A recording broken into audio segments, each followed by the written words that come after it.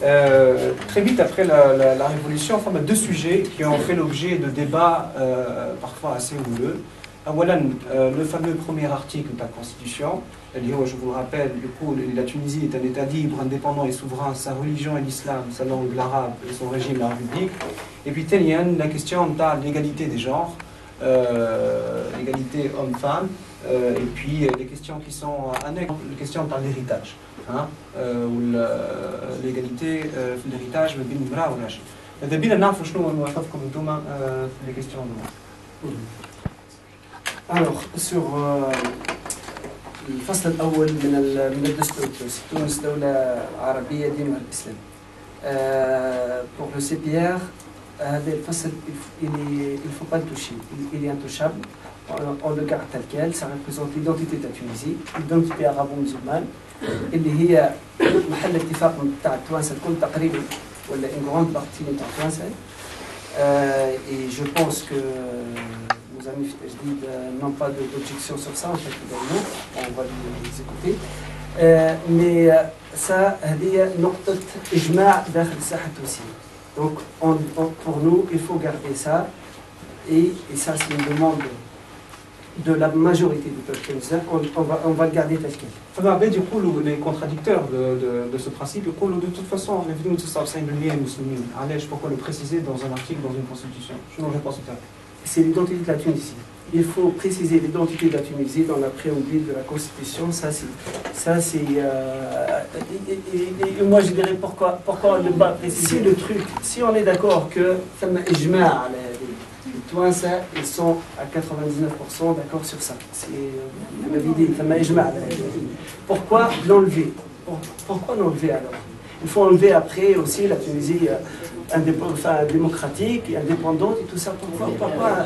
Ça, c'est un facteur. L'identité de la Tunisie contient plusieurs éléments, l'arabité, l'islam et tout.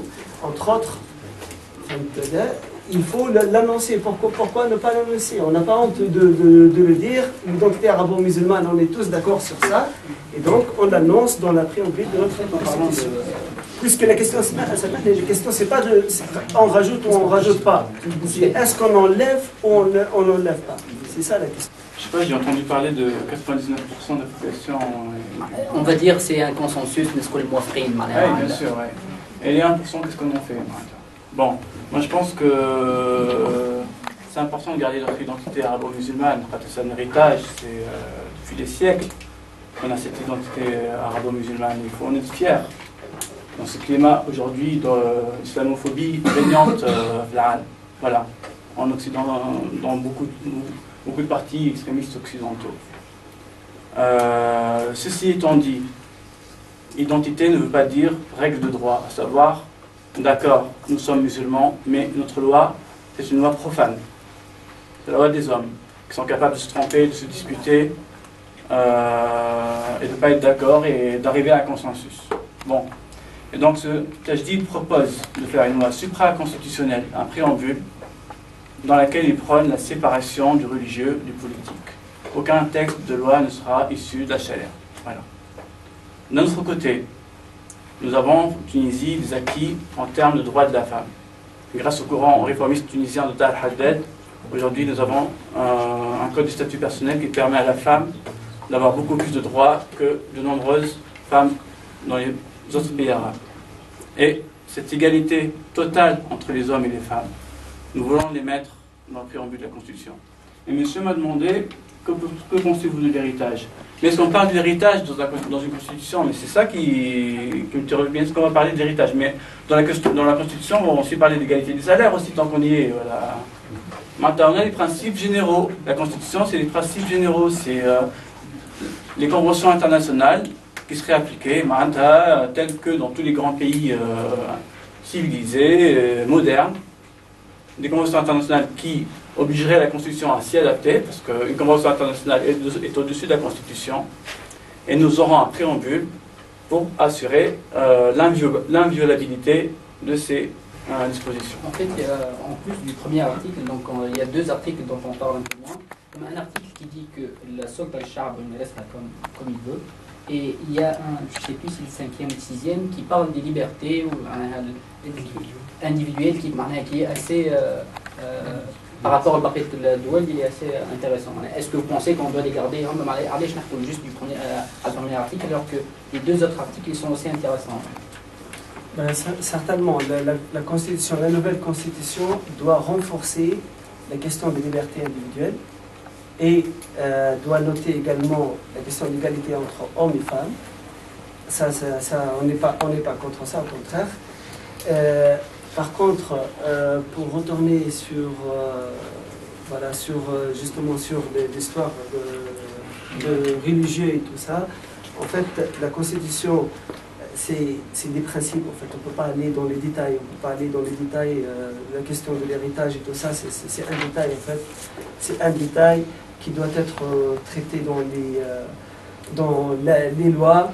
Et ça aussi, c'est une question de détail que nous, dans le CPR, on ne veut pas rentrer dans ce débat-là. Ça concerne les juristes et ça concerne, en fait, il y a une tradition arabo-musulmane qui respecte notre tradition. Donc, en fait, il y a beaucoup de travaux de courants réformistes dans le monde arabo-musulman. Fi Tunis, le grand réformiste tunisien, il y a beaucoup de travaux qu'on peut se baser sur ça, les juristes peuvent se baser sur ça pour créer des lois qui sont respectueuses de notre identité arabo-musulmane et en même temps qui mettent en avant les libertés, qui mettent en avant l'égalité entre hommes et femmes. Voilà. C'est pas un peu la porte ouverte de toutes les fenêtres, on a des traditions. On se retrouve petit à petit, les traditions elle est contre cette liberté-là, la tradition elle est contre cette liberté-là, on se retrouve avec rien. Avec rien quoi? Il n'y a pas de liberté. Au nom de cette identité-là. De toute façon, l'identité arabo-musulmane, c'est pas un slogan. C'est pas un slogan. J'ai l'impression, il y a des gens qui disent on respecte l'identité arabo-musulmane comme voilà, un slogan. On peut l'afficher sur une banderole derrière nous, on respecte l'identité arabo-musulmane et après derrière l'identité arabo-musulmane, ça veut dire qu'il y a des convictions fortes chez une partie du peuple tunisien, il y a des traditions. On n'est pas, nous, le peuple tunisien n'a pas attendu le siècle de lumière en France, en Europe, pour sortir les lois et les législations et tout ça. On a une forte tradition qui est ancrée dans notre histoire, mais qui a aussi bénéficié de l'enrichissement de toute en fait, la culture humaniste internationale. Donc, le fait de dire qu'on respecte l'identité arabo-musulmane, ça veut dire c'est pas heurter, il ne faut pas heurter les convictions des Tunisiens. Après, les Tunisiens ils vont élire des gens, il y aura des institutions indépendantes, des institutions légitimes qui vont reformuler toutes les lois ou la Constitution et tout ça, en gardant en tête toujours, on respecte notre identité. On part de notre héritage culturel et on utilise l'enrichissement qui est dans la pensée humaniste internationale, quoi. On n'a pas un attachement vraiment à un modèle de laïcité. On n'a pas un attachement à un modèle de laïcité francophone qui est un parmi plusieurs modèles de laïcité. شنو انتم اللي تخلقوا اي موديل احنا بالنسبه لنا نقول اللائcité, il y a beaucoup de modèles. Le modèle, ça m'a plusieurs modèles, le modèle nordique, le modèle italien, espagnol qui sont beaucoup plus proches à la religion. Il y a le modèle allemand qui naît en fait, le modèle allemand qui fait la séparation entre le religieux et le politique, mais en même temps qui finance les églises avec le salaire, en fait, sur le salaire de l'état de paix de tous les Allemands et tout ça. On ne s'attache pas à l'école franco-française de la laïcité. C'est ça la différence, à mon avis, entre une élite tunisienne. Je ne peux pas la mesurer, je ne peux pas dire une petite minorité ou une majorité. Mais il y a une élite tunisienne qui sacre le modèle français de la laïcité. alors que pour nous, la laïcité, on est pour un État civil, Dawla Madani, mais on n'est pas pour la laïcité qui est anti-religieuse par définition, la laïcité française. Voilà. Alors, je suis un peu étonné des propos de Saïmet, la question de départ, c'est les libertés individuelles. Donc, je vais d'abord rebondir sur ce que dit Saïmet à propos du concept de laïcité. Moi, je ne suis pas d'accord avec ce mot, parce que ce mot veut dire séparation de l'Église et de l'État, savoir un clergé. Et en Tunisie, on n'a pas un clergé musulman, donc ce serait plutôt de la sécularité, à savoir séparation du religieux et du politique. Et ça, je pense que vous avez déjà entendu mes arguments. Et maintenant, je voudrais, s'il vous plaît, passer à la liberté. Avoir une identité, c'est très bien, mais il faudrait en faire quelque chose. Et ça s'appelle la liberté. Au fait, Tajdid, on défend les libertés individuelles et civiques. Voilà. Liberté d'agir, liberté de s'informer et liberté de s'associer. Voilà.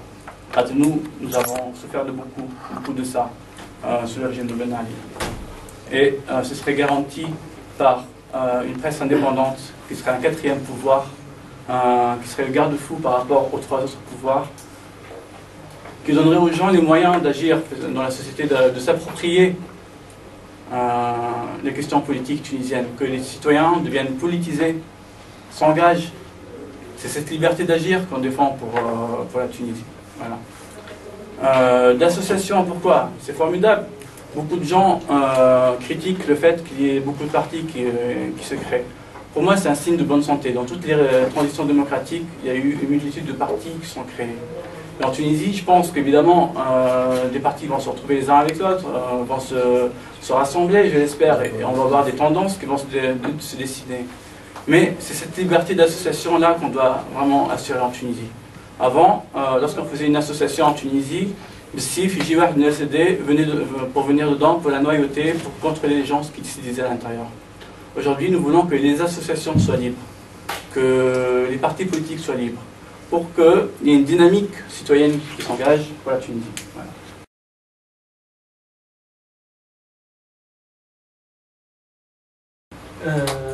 Adam, c'est pas un sujet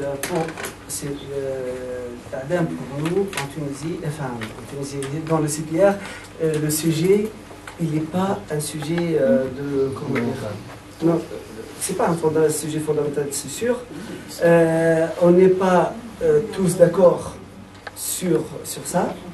On a eu une grande discussion entre des gens comme Monsef Marzouki avec sa culture droit de l'homiste en fait, qui appelle à abroger l'Adam Fitouls, alors qu'on a des juristes dans le parti qui disent que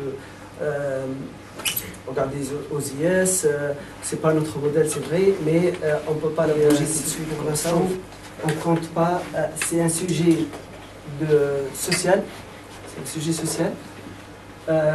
C'est un sujet de société. Comme tous les sujets de société, on ne peut pas dire oui ou non, on va abroger tout de suite ou non. C'est un sujet qui nécessite beaucoup de débats et on n'a pas de consensus à l'intérieur de notre parti autour de ce point-là. Mais on ne s'arrête pas sur le point RED, mais on parle surtout des conventions internationales. On va dire, vous êtes au pouvoir, est-ce que vous les signez toutes? Des conventions internationales qui garantissent les droits de l'homme et tout ça, bien sûr, que vous êtes appelé à signer la fameuse identité. Pour l'instant, il n'y a pas beaucoup de... Enfin, je ne pense pas qu'il n'y a pas beaucoup de conventions internationales avec notre identité. Si c'est le cas, c'est un débat de société également. C'est un débat de société. Et on signera toutes les conventions qui garantissent la liberté dans le pays. Bon, moi, clairement, la liberté, je veux dire, la convention sur la peine de mort, c'est sûr que le Tajdid va signer pour cette convention, car c'est une des conventions humanistes, progressistes internationales, et je ne vois pas pourquoi la Tunisie n'irait pas dans son histoire, vu que la Tunisie en ce moment fait un petit peu l'histoire. Donc oui, à mon avis, c'est tout à fait normal de signer cette convention. Voilà. Plus toutes les autres conventions